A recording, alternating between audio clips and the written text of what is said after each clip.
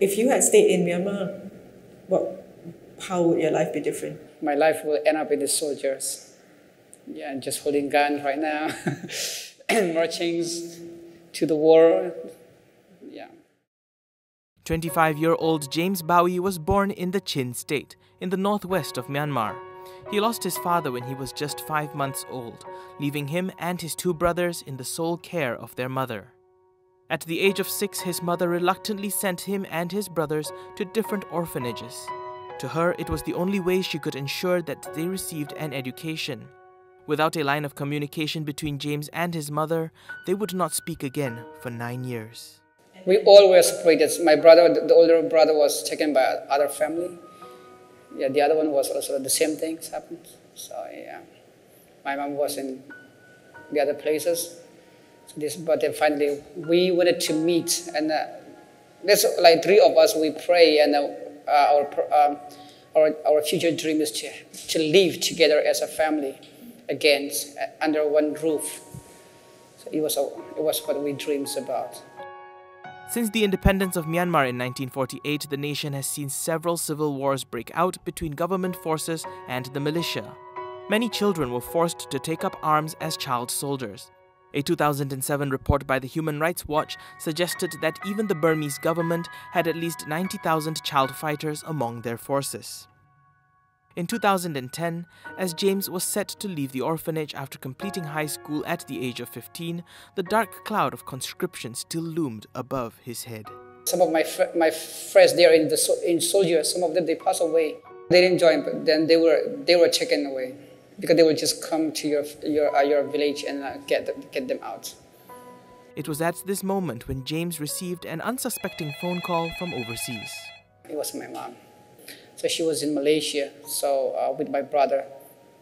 So she told me that, you have to come to Malaysia to join me. I decided, if I reach Malaysia, then I will go to the schools, and I will go to the college. I will be very educated. Kind of that I thought that. At the night, I fled from the orphanage. That night, at about 2 o'clock in the morning, James quietly left the orphanage and embarked on a long journey filled with many twists and turns. When I think about what I remember those times, I was like, wow, I was so crazy and I was so brave. If they want to kidnap me, they can do anything, but then I was lucky. Now in 2020, the memories of his epic journey have become distant and fuzzy.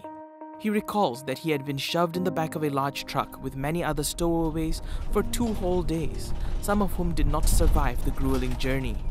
No one was allowed to say a word. He also recalled being on a sampan and also on a bus that shook violently throughout the journey. At the end of that punishing ordeal, he arrived at Times Square in Kuala Lumpur. Some of them, lack of oxygen, they die on the way. If they die, just throw. That's why now, when I'm just alone, I think, how do we came those areas? So when I look at the map, it doesn't seem like how we came to there. As the cold air blanketed the street, James was reunited with his long-lost mother. I was like in heaven. Yeah, my happiest moment. Yeah, I can cry. I just told her how much I miss her. Yeah. How much I want to live with her. Yeah. Their joy, however, was short-lived as the reality began to sink in. James, his mother, sister-in-law and nephew, who had all escaped earlier, were all living in a small room. Even as he lay on the floor, James' hands and feet touched the walls on both sides. However, the biggest blow to James' spirit came when he learned that he could not get a formal education in Malaysia, let alone attain a diploma or a degree. My mom said, no school for refugees in Malaysia. So I cried, yeah. Then why you brought me here? I blame my mom. So why you brought me to Malaysia? It took a moment for James to be able to accept the reality that he was now an undocumented refugee. He managed to attend some classes while also working part-time. I work in restaurants. At night, the day I went to school. So just come back to school from school, change clothes, and sometime from school straight to restaurants as a kitchen staff. Today, 10 years after James arrived in Malaysia, his mother and brother's family had started a new life in the United States, while James is waiting for his resettlement application to the US to be approved. The hardships experienced by James over the last 10 years also transformed him from a fidgety little boy to an independent and capable leader within his community. In 2018, when the United Nations Refugee Agency in Kuala Lumpur suspended application for the asylum process for Chin people from Myanmar, James stood on the front lines of a street protest, successfully pressuring the authorities to withdraw the suspension. In 2019, he was elected chairperson of the Chin Refugee Union.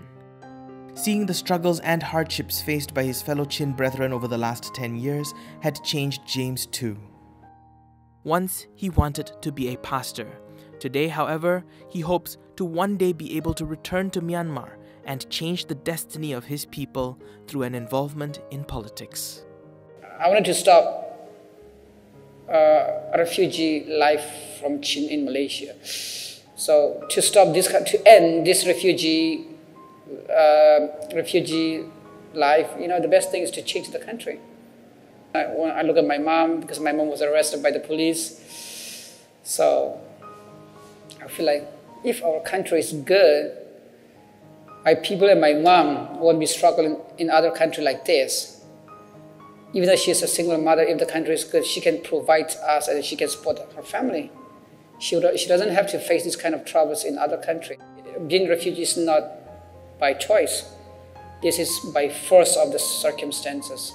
I hope the next time Malaysia, also like local people, can give some more kindness on them, and then by understanding. And then refugee is just a guest in Malaysia.